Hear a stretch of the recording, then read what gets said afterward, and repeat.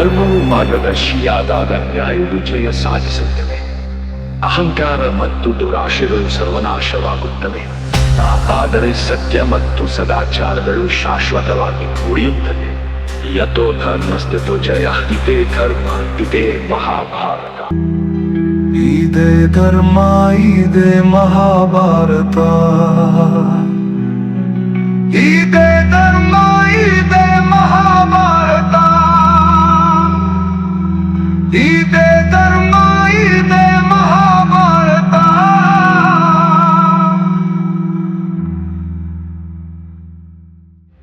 ಯತೋ ಧರ್ಮಸ್ಥಿತೋ ಜಯ. ಇದೇ ಧರ್ಮ, ಇದೇ. ನಮಸ್ಕಾರ ವೀಕ್ಷಕರೇ, ಮಹಾಭಾರತ ಕಥಾ ಕಾರ್ಯಕ್ರಮಕ್ಕೆ ತಮಗೆಲ್ಲರಿಗೂ ಆತ್ಮೀಯ ಸ್ವಾಗತ. ಈಗ ಕಳೆದ ಸಂಚಿಕೆಯಲ್ಲಿ ನೋಡಿದ್ವಿ, ಕೇಳಿದ್ವಿ, ಗಂಗೆ ಭರತ ಭೂಮಿಗೆ ಬಂದಿದ್ದಾಳೆ ನಮ್ಮೆಲ್ಲರ ಪಾಪವನ್ನು ತೊಳೆಯೋದಕ್ಕೆ. ಭಗೀರಥ ಅವನನ್ನು ಕರ್ಕೊಂಡು ಬರ್ತಾನೆ. ಇದೇ ಕಾರಣಕ್ಕೆ ಭಾಗೀರಥಿ ಅಂತ ಇನ್ನೊಂದು ಹೆಸರು ಬರುತ್ತೆ. ಗಂಗೆಯನ್ನು ಭಗೀರಥ ಕರ್ಕೊಂಡು ಬಂದ ಕಾರಣಕ್ಕೆ ಭಾಗೀರಥಿ ಅಂತ ಅವರನ್ನು ಕರೀತಾರೆ. ಇಲ್ಲಿವರೆಗೆ ಅವಳಿಗೆ ಗಂಗೆ ಅಂತ ಹೆಸರಿದೆ, ದೀಪಾವಳಿ ಅಂತ ಇದೆ. ಯಾಕೆಂದ್ರೆ 3 ಜನ ಸಾನ್ನಿಧ್ಯ ಇದಕ್ಕೆ ಜಕ್ನ ಋಷಿಯ ಕಿವಿಯಿಂದ ಬಂದಿದ್ದರಿಂದ ಅವನ ಮಗಳಾಗ್ತಾಳೆ. ಜಾಹ್ನವಿ ಎನಿಸ್ಕೊಂಡಿದ್ರು. ಭಗೀರಥ ಪ್ರಯತ್ನದಿಂದ ಅವರ ಭೂಲೋಕಕ್ಕೆ ಬಂದಿದ್ದರಿಂದ ಅವಳನ್ನ ಭಾಗೀರಥಿ. ನನಗೊಂದು ಪ್ರಶ್ನೆ ಕಾಡ್ತಾ ಇದೆ ಗೆಳೆಯ. ದೈವ ಸನ್ನಿಧಿಯಲ್ಲಿ ಹುಟ್ಟಂತ ಗಂಗೆಗೆ ಆಕೆಯ ಮನಸ್ಸು ಇದನ್ನೆಲ್ಲ ಪರಿವರ್ತನೆ ಮಾಡಬೇಕು ಅಂತ ಆಕೆಯನ್ನ ಭೂಲೋಕಿಗೆ ಶಾಪವಿಸಲು ಕಳಿಸ್ತಾರೆ. ಇಂಥ ಇದರಲ್ಲಿ ಇನ್ನು ನಾವು ಹುಲು ಮಾನವರು ಅಂತಾರಲ್ಲ, ಹಾಗೆ ಸಾಮಾನ್ಯ ಮನುಷ್ಯರು. ಈಗ ನಮಗೆ ಇದೆಲ್ಲ ಹೇಗೆ, ನಾವು ಹೇಗಿರ್ಬೇಕು, ಹೌದು ನಾವು ಹೇಗಿರ್ಬೇಕು ಅಂತ. ಈ ಭಗವಂತನ ಜೊತೆಗೆ ಮನುಷ್ಯರಾಗಲಿ ಅಥವಾ ದೇವತೆಗಳಾಗಲಿ ನಮ್ಮ ಸಂಬಂಧ ಹೇಗಿರ್ಬೇಕು ಹೌದು ತಿಳಿಸೋಕ್ಕೋಸ್ಕರ ಮಹಾಭಾರತದಲ್ಲಿ ಇನ್ನೊಂದು ಕಥೆ ಬರುತ್ತೆ. ಅಂದ್ರೆ ಮಹಾಭಾರತದಲ್ಲಿ ಕಥೆಗಳ ಸಂಗ್ರಹ. ಇದೇನಾಗುತ್ತೆ, ಪೂರ್ವಕ್ಕೆ ಹೋಗ್ತಾ ಇರುತ್ತೆ. ರಾಮಾಯಣಕ್ಕೆ ಹೋಗುತ್ತೆ, ಯಯಾತಿ ಕಥೆಗೆ ಹೋಗುತ್ತೆ, ಇನ್ನೆಲ್ವೋ ಹೀಗೆ ಕಥೆಗಳು ಪುರಾಣದಲ್ಲಿ ಓಡಾಡ್ಕೊಂಡು ಮಹಾಭಾರತದಲ್ಲಿ ಪೂರ್ವ ಕಥೆಗಳನ್ನು ಹೇಳ್ತಾ ಬರುತ್ತೆ. ಹಾಗೇನೆ ನಾವು ಇನ್ನೊಂದು ಕಥೆ ನಾನು ಇಲ್ಲಿ ನೆನಪು ಮಾಡ್ಕೋಬೇಕಾಗುತ್ತೆ. ಜನಕ ಮಹಾರಾಜ ಅಂದ್ರೆ ಭಗವಂತ ರಾಮಾಯಣದ ಕಾಲಕ್ಕೆ ನೋಡಿ, ಕಾಲ ಯಾವುದೇ ಕಾಲ ಆದ್ರೂ ಒಂದು ಕಾಲಕ್ಕೂ ಮತ್ತೊಂದು ಸಂಬಂಧಗಳಿದೆ ಅನ್ನೋದನ್ನ ತೋರಿಸ್ಕೊಂಡು ಈಗ ಮಹಾಭಾರತದ ಕತೆ ಇಷ್ಟೊಂದು ಜೀವಂತವಾಗಿರೋ ಕಾರಣನೇ ಇದು.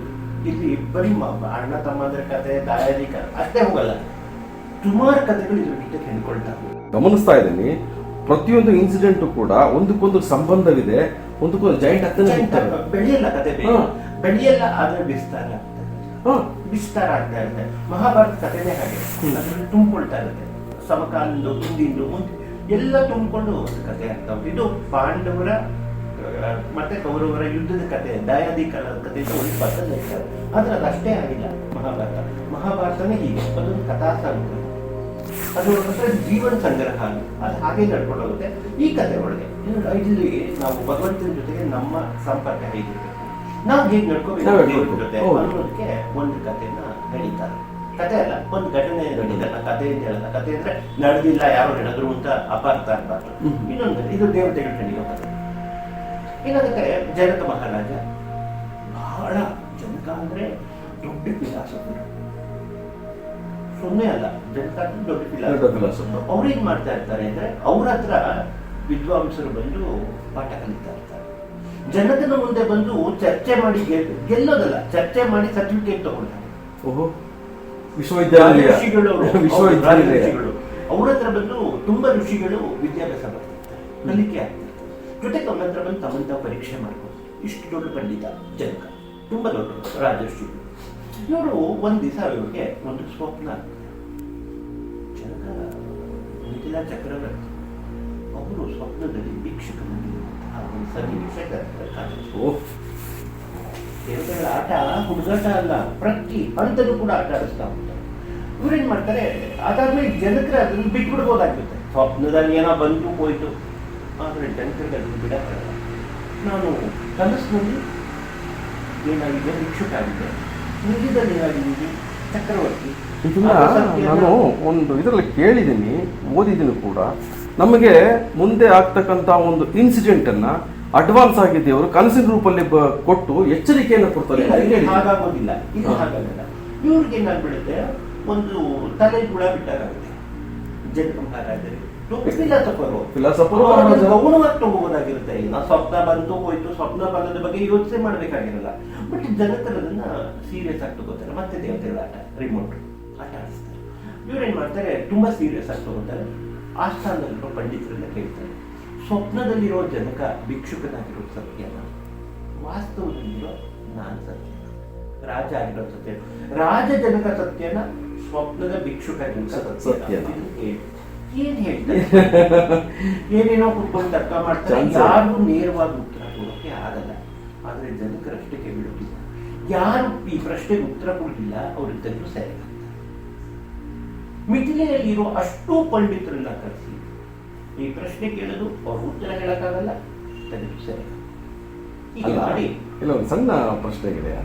ಏನಂದ್ರೆ, ಒಬ್ಬ ಮಹಾರಾಜನಿಗೆ ಕಂಡಂತ ಕನಸು ಒಬ್ಬ ಸಾಮಾನ್ಯ ಪ್ರಜೆ, ಒಬ್ಬ ಪಂಡಿತ ಆದ್ರೂ ಕೂಡ ಒಬ್ಬ ಸಾಮಾನ್ಯ ಪ್ರಜೆ, ಏನು ಪಂಡಿತ ಪಾಂಡಿತ್ಯವನ್ನ ಪಡೆದವರು ಪಂಡಿತ, ಅವನಿಗೆ ಅದರ ಬಗ್ಗೆ ವಿಶ್ಲೇಷಣೆ ಕೊಡೋಕೆ ಅವನು ಏನ್ ಕೊಡ್ಲಿಕ್ಕಾಗತ್ತೆ?